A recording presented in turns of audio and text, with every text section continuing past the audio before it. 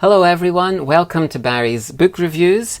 This is episode number 9. Today I'm reviewing Bad Friends by Ancco. The Korean title is 나쁜친구, and it's a Korean graphic novel or manhwa. And the English translation was published in 2018. The translation was by Janet Hong, who's been an incredibly prolific translator over the last several years and has worked on a bunch of great titles. Bad Friends was also the second high-profile Korean graphic novel published in English, following Uncomfortably Happily by Hong Yeon-sik, which I reviewed a couple of days ago. Like that book, Bad Friends is also a graphic memoir. It's also published by Drawn Quarterly, who also did Uncomfortably Happily, and are the internationally renowned publisher of the world's best cartoonists. At least they say so themselves. They're probably right. They're based in Montreal. Bad Friends by Ancco, like I said, translated by Janet Hong, who's also based in Canada, I believe. And Janet Hong translated Han Yu-ju's The Impossible Fairy Tale, with which Bad Friends shares some thematic similarities. Both depict young women and girls experiencing trauma of some kind. You can also find some similar elements in I'll Go On by Hwang Chong-eun and even Kim Young-ha's I Hear Your Voice.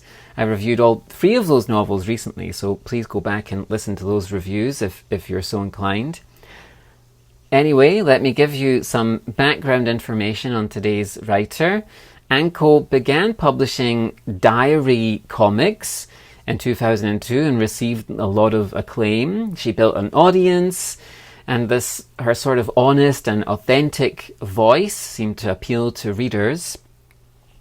And around that time, there was apparently a trend for these memoir-style comics based on lived experiences. And Ancco wrote honestly about the lifestyle of young people living in Korea at that time, the early, late 90s, early 2000s. The Korean original version of Bad Friends, the sort of book version, was published in 2012, and it won the Korean Comics Today Prize. So very acclaimed. The French translation also won the Prize of Revelation, a debut prize, which is one of the big prizes awarded by international comics festivals. And that prize honors cartoonists who are early in their career. They started giving that out in the 1970s. So Ancco was very successful with this book. It's been a very successful work. And finally, perhaps we can say Ancco was born just outside Seoul in Songnam in 1983, so she's right in that millennial generation that Hwang Chong-eun was also writing about in some of her work.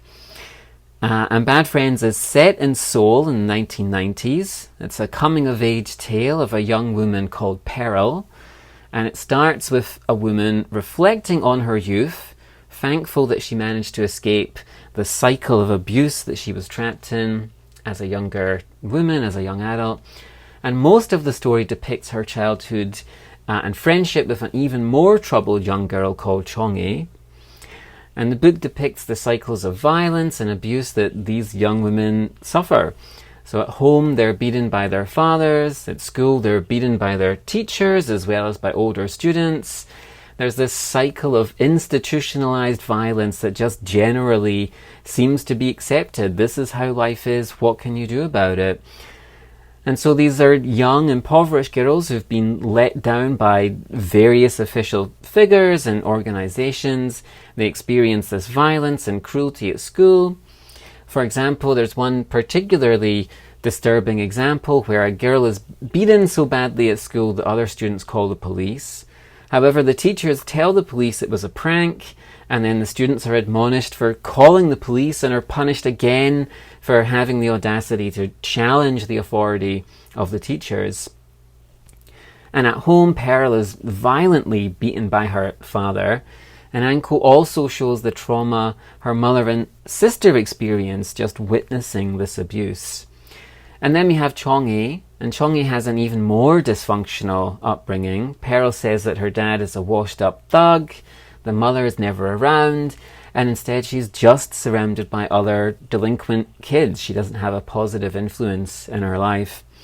And Chongi's dabbling with prostitution and eventually disappears from Pearl's life, leaving the other girls to wonder what happened to her.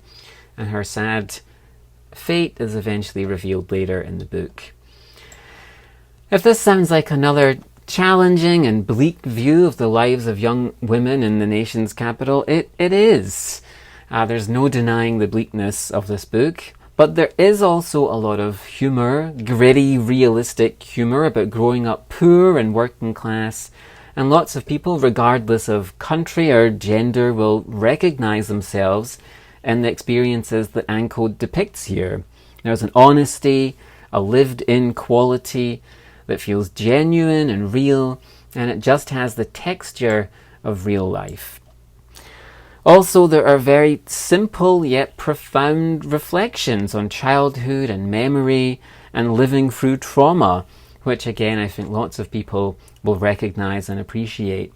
Ultimately, Bad Friends is a story of survival. We see Pearl as a successful, happy, a successful woman happy with her life.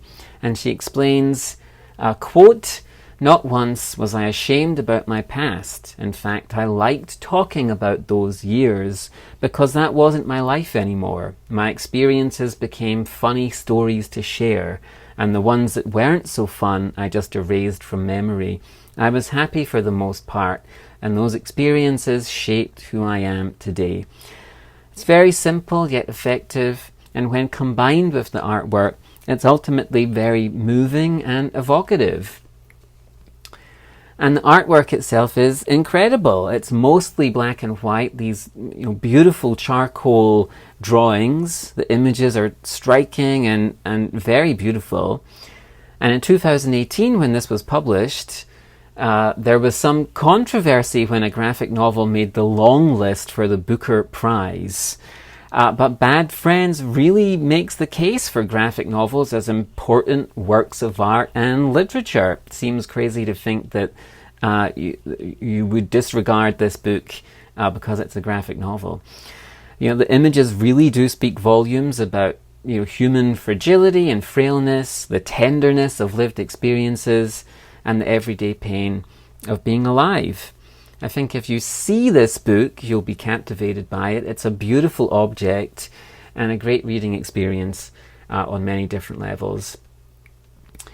And this book, like I mentioned, it shares similar themes with some of the other books I've reviewed recently. We might find ourselves asking, why are there so many books getting translated that depict young Koreans, especially young women, as having very challenging lives?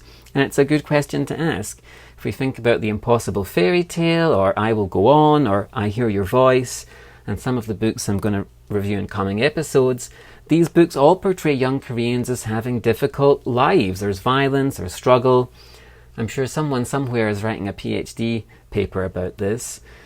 And partly I think the reason is just because writers are drawn to struggle, right? Suffering is dramatic. You have the Tolstoy principle from Anna Karenina. Happy families are all alike. Every unhappy family is unhappy in its own way. Happiness isn't really that interesting. Writers write about struggle and desperation, but also specifically in the Korean context, life is difficult for lots of young people, especially young people on the lower end of the economic spectrum. And Bad Friends is a sort of zeitgeist capturing novel that depicts experiences many of these young people will recognise. It's an incredible piece of work, and if you pick it up, I don't think you'll be disappointed. Today's book was Bad Friends by Ancco.